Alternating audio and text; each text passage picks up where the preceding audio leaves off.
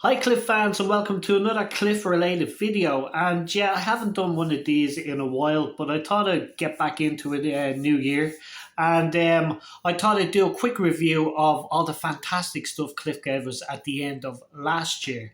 Um, as we know, Cliff doesn't really release anything for most of the year, and then in October, November, December, we usually get all these fantastic treats like new albums, new DVDs, calendars, books, and he didn't disappoint in 23.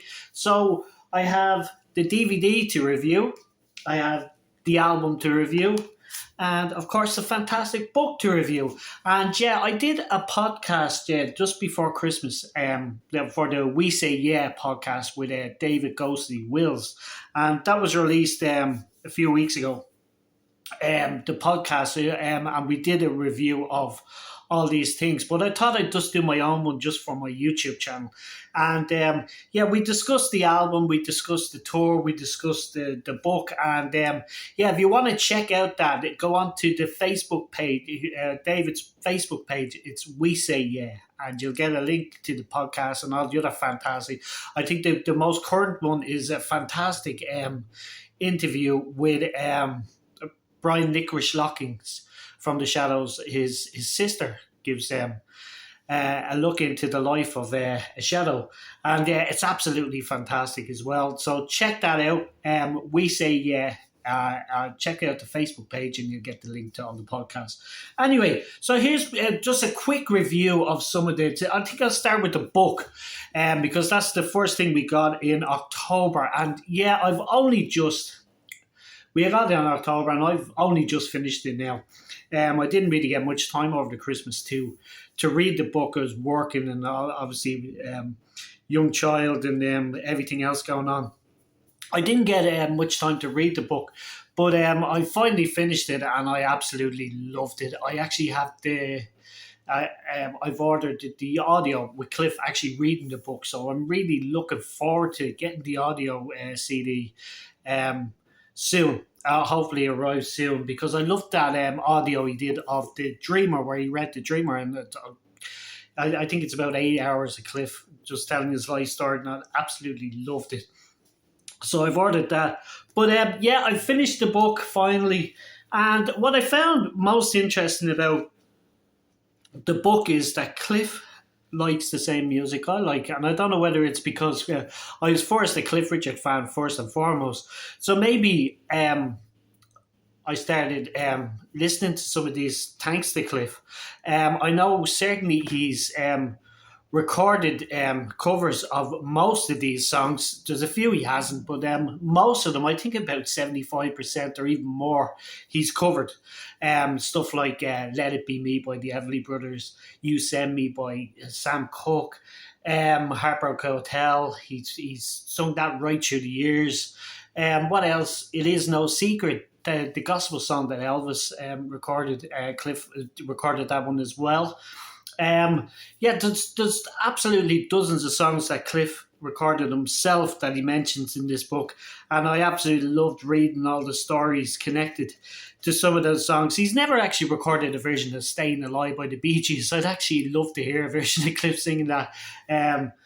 I'm sure he put his own stamp on it, but that might be an interesting one. And People Get Ready is just an absolutely fantastic song as well. He does a whole chapter of talking about Curtis Mayfield, and it's just an incredible song that Cliff has never recorded. I first heard that song when Rod Stewart done a fantastic version with Jet Beck, and that was the version that I was always familiar with.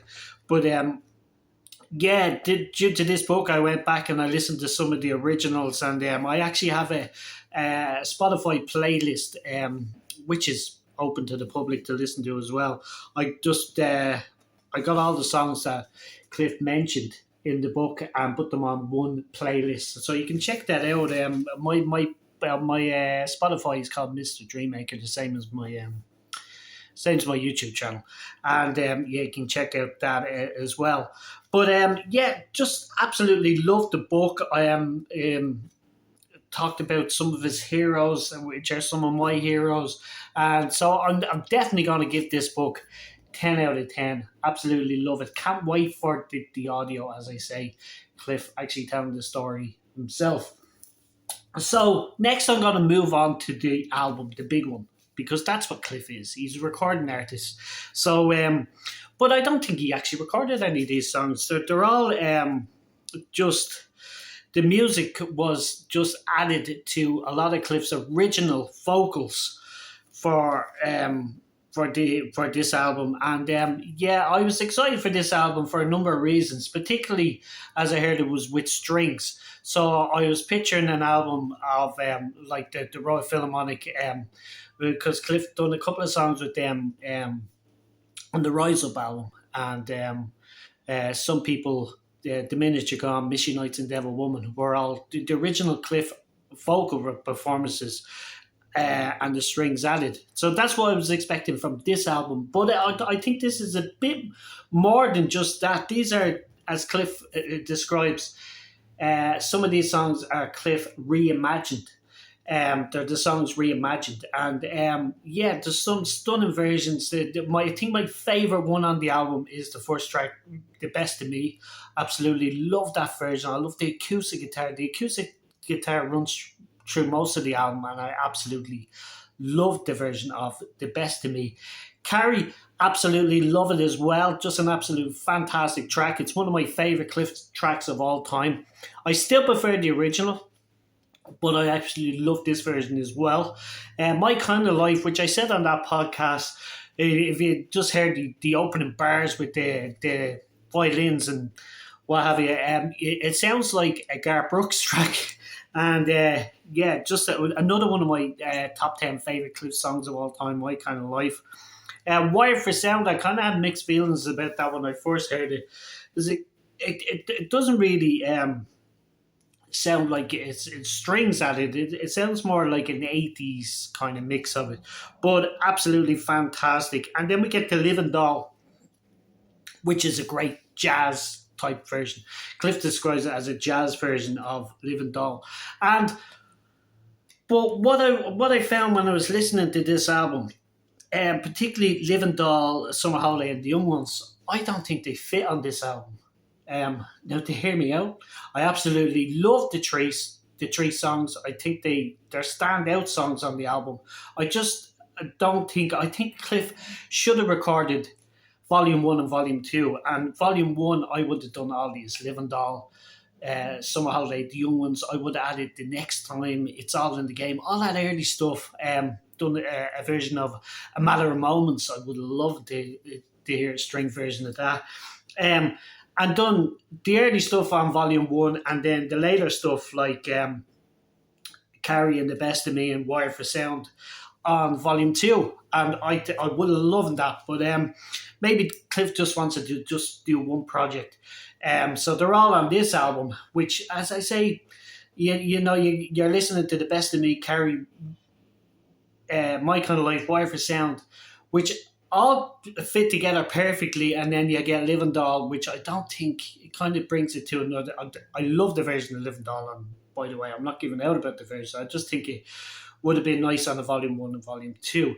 The next track is Marmaduke, which I had mixed feelings about, which I said on the podcast as well with David Ghostly Wills.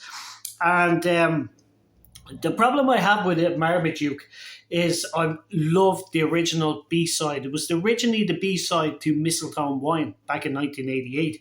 And there's a bit at the end where the band just stops and Cliff says, "Take it away," and it goes into that riff again. And that's one of my favourite parts of the song. And that's where it ends on this album. So that's my only, it's shortened and it just cuts out on that bit. And I'm still singing away, and it goes into the next track. And the next track is the beautiful cover that Cliff did back in 1999, the Millennium shows, the Countdown shows, with Hank Marvin, and it's Everything I Do. But as I mentioned to David as well in the podcast, they cut Hank out of it, and I think that's unforgivable. But it's a fan favourite on this album. Everything I do for you. It's a beautiful version, but I loved Hank's solo on the live version with Hank Solo. I absolutely loved that, but they cut that out. So anyway, it's followed by Suddenly, which is absolutely beautiful as well. I first heard the opening, do you think, what is this song? And then it just goes into Suddenly. It's just absolutely beautiful. Peace in Our Time, which is a slower version than the original. But diehard fans will remember that Cliff released 3 CD singles with that, and one of the CD singles had a gospel mix, which was a slow version. So I think they took the vocal off that gospel mix for this version, but it's absolutely beautiful. Then we have Summer Holiday and the Young Ones, which, as I say, would have been nice on Volume 1, maybe.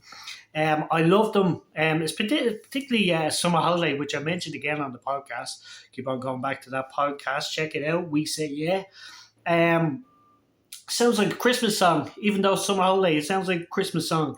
And David pointed out on the podcast that it was produced by the same guy who produced Cliff's Christmas album. So that explains a lot. And then The Young Ones, which was one of the first songs we got to hear from this album. I absolutely love that version as well. And then the album closed with We Don't Talk Anymore, Cliff's biggest hit of all time. And yeah, just a fantastic version with the orchestra. Absolutely love it. So overall, this album is a 10 out of 10. As I said as well, I don't tend to listen to this as much as I would a brand new Cliff album. Usually when Cliff brings out a new album, I play it to death, and I keep on going back to this, but I don't have it constantly on like I would normally have with a new Cliff album. I listened to a couple of other CDs, and then I'll put this back on. So it hasn't had the same effect that Cliff Richard, but I absolutely love this album, and I'm so glad he made it. And it's a 10 out of 10 as well. So last but not least, I'm going to talk about the tour and the DVD we got. And yeah, this was an absolutely dream come true as well. Cliff is still touring. No matter what anybody says about, his voice isn't as good as it used to be, the shows are shorter. To me, Cliff is touring. And then there was another mention that he was miming on the show. I don't really care. If Cliff was to mime the whole show, I wouldn't care, because it's still a show, and I'm going to see Cliff in person, and I absolutely love that fact. I don't think he was miming. I don't think he was miming in the show. I think there was a couple of bits where Cliff has described this in the past, that he does have sections of the show pre-recorded, and then he can press his microphone, that if he's struggling with a lyric, he can just press that and it takes over for a couple of seconds. So I don't know whether that's what Cliff was doing, but there was a couple of times, yeah, you could see that he wasn't singing and there was still vocals coming out. But I don't think he minded the whole show. I don't think he did anyway. But as I say, I wouldn't care. Cliff is still touring. That's all I care about. And that we still get to see Cliff in person, up on stage, giving us a fantastic show. And that's what it's all about for me. The guy's 83. So long may that continue. As for the show being shorter, I was talking to David as well on the podcast, and I was saying that I would have liked to hear all these, a couple of more songs like he did in the last tour. He did songs like Lost in a Lonely World, A Heart Will Break Tonight. He brought back Marmaduke after not singing it since, I think the last time he sang that was the 1988 tour. And so I would like him to do a couple of songs like that, but as we know, the shows are getting shorter, but Cliff still has to sing them hits for people that had never seen Cliff before. And David was one of them people, and he pointed out that Cliff sang everything he needed to see in a Cliff concert. I mean, he gave us all his 14 number ones, absolutely fantastic. And then he included the classics like that you can't leave any shows, Move It, Devil Woman, Miss You Nights, Wire for Sound. None of them were number ones, but Cliff still has to sing them because they're crowd favourites. Ocean Deep as well.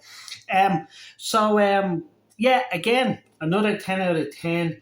And this went into cinemas as well, which was absolutely fantastic. Got to relive it again with my mom. My mom wasn't able to travel to England, to Blackpool to see him when I went to see him. But I was able to bring her to the local cinema and we seen this, and it was absolutely fantastic to see it again. And now we have the DVD. I can enjoy it as much as I like. And I've watched it a few times and absolutely love it. So that's definitely a 10 out of 10 as well. So that's do I think Cliff will tour this year? No, I don't think he will tour this year. I think he will tour next year, and I predict that it will probably be, the whole thing will be in the Albert Hall. Cliff has mentioned in a couple of interviews he did some interviews live on stage on this tour. He said that he was disappointed that he didn't get the Albert Hall for that tour, for the Blue Sapphire tour. And he said that you have to book it at least 2 years in advance. Now, 2 years' time, Cliff will be 85. So I reckon Cliff would want to celebrate his 85th birthday in the Albert Hall. So I reckon he has it booked. I reckon we'll get the tickets on sale sometime this year, probably towards the end of the year. And I'd say the tour to be around his birthday next year, which absolutely fantastic. I can live with that. Now, that's not set in stone. That's just my prediction, which I think will happen. Will we get a new album this year? I don't know, because I didn't think we were going to get this album this year. I didn't think we were going to get any album in 23, and we got this. I think Cliff has said he just absolutely loves recording. If he could record every day, he would. And so I'm hopeful we get an album this year. What I'd like to hear, as I mentioned as well, we mentioned a couple of times on the podcast, because I did a few podcasts with David Ghosty Wills, We Say Yeah podcast, give that another shout out. We mentioned that our dream album would be to hear an acoustic album with Hank and Bruce and Brian, the Shadows, acoustic album. And we kind of got it with this, because I feel like some of these tracks, like Carrie and a couple of the other ones, even The Best of Me, has a lot of acoustic guitar on it. So it's kind of like an acoustic with strings album. But I'd love Cliff and the Shadows to do an acoustic album. But that's just, it could be just a pipe dream. I don't think we probably won't ever get one of them, but that's just what my thoughts. If you have any thoughts of like what you'd like to hear Cliff, not that I can make that happen, but what you think Cliff should record. He's actually mentioned doing a full album of Everly Brothers covers, which I'd love to hear as well. I'd love him to do the Everly Brothers album, all Everly Brothers songs, but with different artists. Doing duets with it, because he mentioned Elaine Page before, and I would like to see him do that whole album with Elaine Page, but maybe she'd do one duet. Kind of take. I'd love to see Paul McCartney record one. I'd love to see Barry Gibb, people like that. Do duets of these fantastic Everly Brothers, because they were all big fans of the Everly Brothers as well. So yeah, so that's just my predictions. I don't think we'll get a tour this year. I'm hoping we get an album. We'll probably definitely get a calendar. But that's all I can say for now. I don't think there's anything set in stone for this year. But if there is, I will be updating. I'll update you as soon as possible on my Cliff Richard fans Facebook page, and I'll try and get another couple of videos up as well. So that's just my thoughts on Cliff Richard 2023. If you have any thoughts, leave them in the section below. If not, thank you and bye.